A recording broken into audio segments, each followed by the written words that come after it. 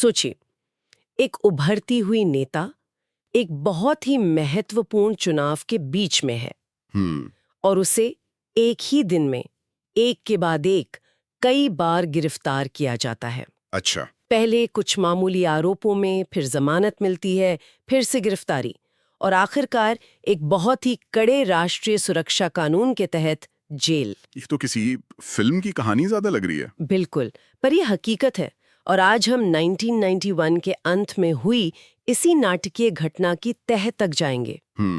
तो हमारे पास कुछ दस्तावेज हैं उस दौर के? हाँ, जो बहुजन समाज पार्टी की नेता मायावती की गिरफ्तारी और फिर उसके बाद पार्टी संस्थापक कांशीराम की क्या प्रतिक्रिया थी, उस पर रोशनी डालते हैं। सही कहा। और हमारा मकसद सिर्फ ये जानना नहीं है कि क्या हुआ था, हम ये समझने की कोशिश करेंगे कि एक चुनावी धांधली की शिकायत आखिर एक राष्ट्रीय सुरक्षा का मामला बन कैसे गई और कैसे एक नेता ने इस पूरे संकट को अपनी पार्टी के लिए एक, कह सकते हैं, एक राजनीतिक हथियार में बदल दिया। चलिए फिर शुरू करते हैं। तो चलिए उस दौर में वापस चलते हैं। हमारे सामने 23 दिसंबर 1991 का एक दस्तावेज है। जगह है वाराणसी, जहां कांशीराम एक बड़ी रैली को संबोधित कर रहे हैं। अच्छा, तो वो उस घटना के बारे में बात कर रहे हैं? हाँ, वो अभी अभी पंजाब के 12 दिन के दौरे से लौटे हैं और सीधे मंच पर है और आते ही वो बुलंदशहर चुनाव का जिक्र छेड़ देते हैं। ऐसा लगता है जैसे ये मामला उनके जहन पर पूरी तरह छाया हुआ है। छाया हुआ था, बिल्कुल, क्योंकि बुलंदशहर उनके लिए सिर्फ एक और लोकसभा सीट नहीं थी। अच्छा। दस्तावेजों के मुताबिक कांशीराम इसे एक जीती हुई सीट मानकर चल रहे थे। उनका आत्मविश्वास देखने लायक है। वो कहते हैं कि इटावा जैसी सीटों पर नतीजा कुछ भी हो, लेकिन बुलंदशहर तो हम जीत ही रहे थे। पर ये आत्मविश्वास सिर्फ हवा में तो नहीं होगा, है ना? नहीं नहीं, इसके पीछे कोई ठोस वजह, कोई गणित रहा होगा। हाँ, इसके पीछे पूरा चुनावी गणित था।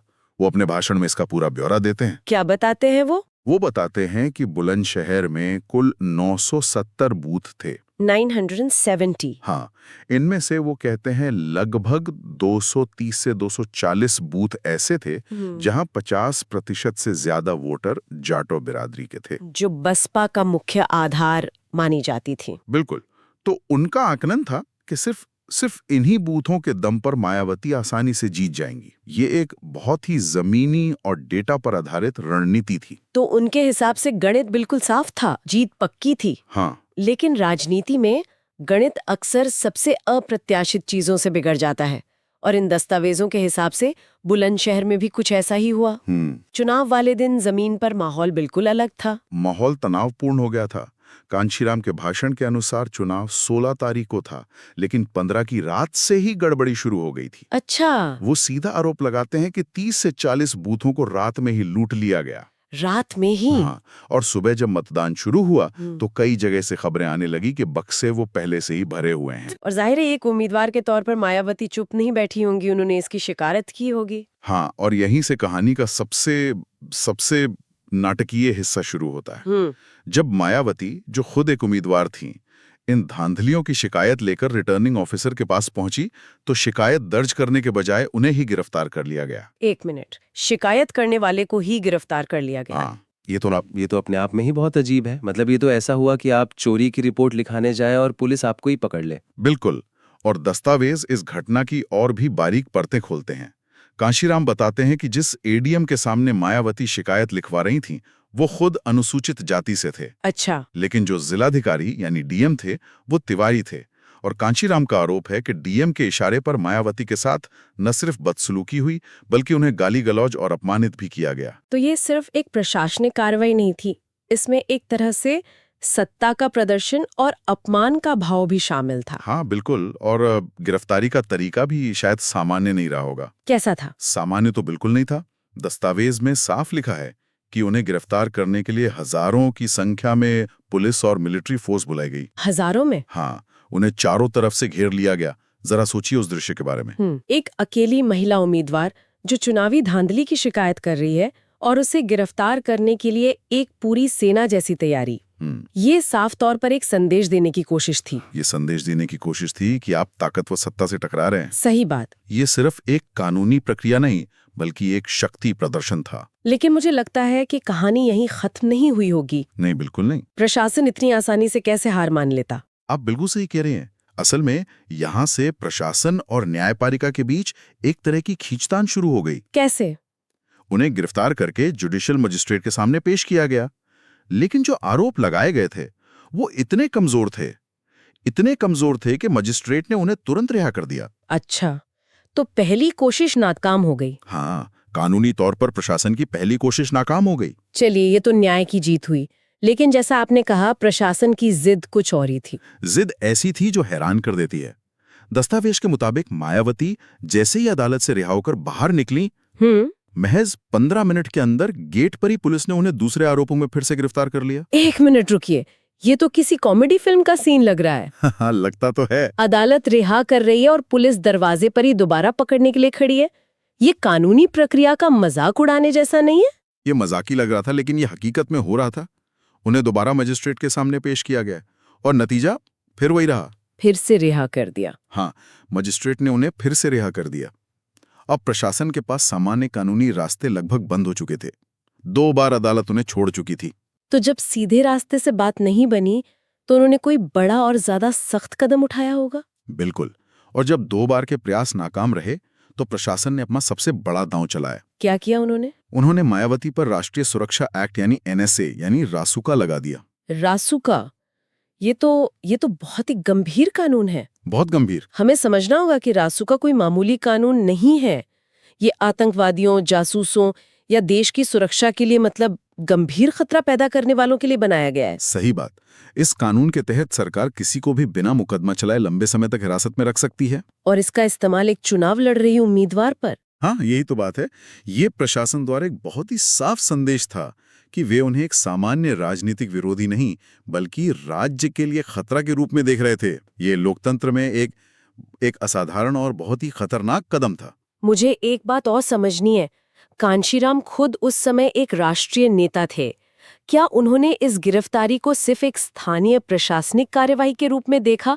ये उनके लिए इसके मायने कुछ और थे? ये एक बेहतरीन सवाल है और दस्तावेजों से साफ है कि उन्होंने इसे स्थानीय घटना माना ही नहीं। अच्छा। उन्होंने तुरंत इसे एक बड़े कैनवस पर रख दिया। उनके लिए ये उत्तर प्रदेश की तत्कालीन कल्याण सिंह सरकार द्वारा बहुजन समाज की आवाज को दबाने की एक सोची समझी कोशिश थी। इसलिए वो अपने भाषण में इसे बुलंदशहर में बहुजन समाज के साथ हुई ज्यादती कहते हैं।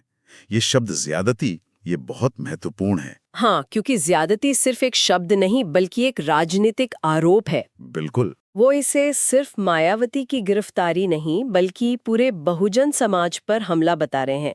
ये तो एक बहुत बड़ा रणनीतिक दांव था ना? हाँ, एक कानूनी मामले को सीधे सीधे एक सामुदायिक पहचान के संघर्ष में बदल देना। और यही उनकी राजनीति का केंद्र था। वो जानते थे कि अगर ये लड़ाई सिर्फ मायावती बनाम प्रशासन की रह गई तो इसका असर सीमित होगा। सही बात है। लेकिन जब इसे बहुजन समाज पर ज्यादती का नाम दिया गया तो हर कार्यकर्ता, हर समर्थक के लिए ये एक व्यक्तिगत अपमान बन गया। अच्छा। और इससे आंदोलन को जो ऊर्जा मिली वो किसी भी कानूनी जीत से कहीं ज्यादा थी। उन्होंने एक संकट को राजनीतिक गोलबंदी के अवसर में बदल दिया। तो इस सब का नतीजा क्या निकला?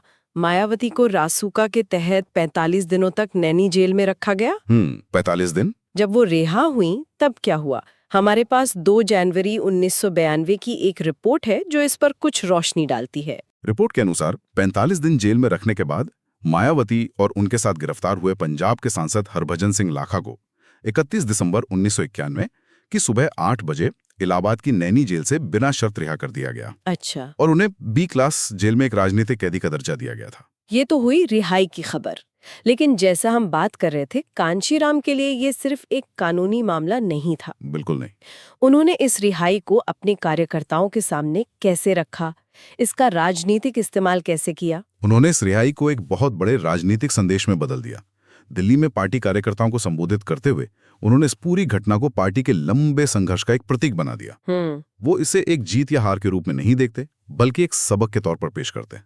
वो क्या कहते हैं अपने कार्यकर्ताओं से? दस्तावेजों में उनके शब्दों का कोई जिक्र है? हाँ, और उनके शब्द बहुत शक्तिशाली हैं। वो कहते हैं, आज तक हम लोग गुलाम और लाचार इसीलिए बने रहे क्योंकि हमने अपने अधिकारों के लिए संघर्ष नहीं किया। अच्छा। वो मायावती की 45 दिन की जेल को सीधे तौर पर अधिकारों की लड़ाई से जोड़ देते हैं। मतलब ये कि ये जो हुआ ये कोई व्यक्तिगत मामला नहीं था, ये उस संघर्ष की कीमत है जो अपने हक के लिए लड़ने पर चुकानी पड़ती है। बिल्कुल यही। वो सरकार पर भी निशाना साधते हैं। उन्हें लगता है कि सरकार सोच रही होगी कि 45 दिन जेल में रखने के बाद बसपा का आंदोलन ठंडा पड़ जाएगा और वे लोग डर जाएंगे। हाँ, सरकार की यही उम्मीद रही होगी। लेकिन कांशीराम इसी मौके पर अपनी सबसे महत्वपूर्ण और कह सकते हैं दूरगामी बात कहते हैं। क्या बात? जो सिर्फ उस घटना के बारे में नहीं, बल्कि पूरे आंदोलन के मनोविज्ञान के बारे में है। वो कहते हैं, हमारा समाज हर बात को कुछ समय तक याद रखता है और फिर कोई नया कांड मतलब अन्याय अत्याचार होता है, तब उसके लिए रोने धोने बैठ जाते हैं। ये तो एक बहुत गहरी और चुभने वाली टिप्पणी है ना? हाँ, वो एक तरह से अपने ही समाज की राजनीतिक याददाश्त पर सवाल उठा रहे हैं कि हम अन्याय को कितनी जल्दी भूल जाते हैं। हाँ, और ये सवाल आज भी उतना ही प्रासंगिक है। वो अपने कार्यकर्ताओं को चेतावनी दे रहे हैं कि अगर बुलंदशहर की ज्यादती को भुला दिया गया तो भविष्य में इससे भी बड़ी घटनाएं होंगी और कोई कुछ नहीं कर पाएगा। वो कह रहे हैं कि हमें एक अन्याय के बाद दूसरे अन्याय का इंतजार नहीं कर सकते। हमें पहले वाले को याद रखना होगा, उसे अपने संघर्ष का प्रतीक बनाना होगा। तो उनका संदेश साफ था, इस घटना को एक मिसाल बनाना है, न कि एक भूली बिसरी कहानी। बिल्कुल। लेकिन क्या ये रणनीति हमेशा काम करती है? कभी कभी एक घटना पर बहुत ज्यादा ध्यान देने से बड़ी तस्वीर ओझल नहीं हो जाती? ये एक बहुत अच्छा सवाल है। हो सकता है कि स्थापित राजनीतिक दलों के लिए ये जोखिम भरा हो, लेकिन एक उभरते हुए आंदोलन के लिए जो अपनी पहचान बना रहा हो, ऐसे प्रतीक बहुत जरूरी होते हैं।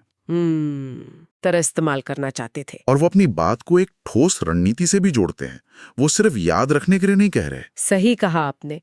वो इसे एक चेतावनी के रूप में इस्तेमाल करते हुए एक स्पष्ट रणनीति देते हैं। वो कहते हैं, यदि हम एक ही घटना का हल निकालें और उसके विरुद्ध खड़े रहें तो अगली घटना हम पर किसी को करने की हिम्मत नहीं होगी। मतलब एक लड़ाई को चुनो और उसे उसके तार्किक अंत तक ले जाओ। बिल्कुल। ताकि दुश्मन दोबारा हमला करने से पहले 100 बार सोचे। तो आज हमने देखा कि कैसे बुलंदशहर का एक चुनाव, जो शायद चुनावी इतिहास के पन्नों में कहीं खो जाता, वो एक उम्मीदवार की नाटकीय गिरफ्तारी और 45 दिन की कैद की वजह से एक ऐतिहासिक घटना बन गया। और हमने ये भी देखा कि कैसे एक दूरदर्शी नेता ने इस घटना को सिर्फ एक कानूनी लड़ाई नहीं रहने दिया, बल्कि इसे एक राजनीतिक आंदोलन, सामुदायिक अस्मिता और समाज की सामूहिक याददाश्त का प्रतीक बना दिया। हाँ, ये सिर्फ एक चुनाव हारने या जीतने की कहानी नहीं है। नहीं, ये एक राजनीतिक चेतना को जगाने और उसे जिंदा रखने की कहानी है। इन दस्तावेजों में एक नेता अपने लोगों से कह रहा है कि अन्याय के खिलाफ सबसे बड़ा हथियार है उसे याद रखना।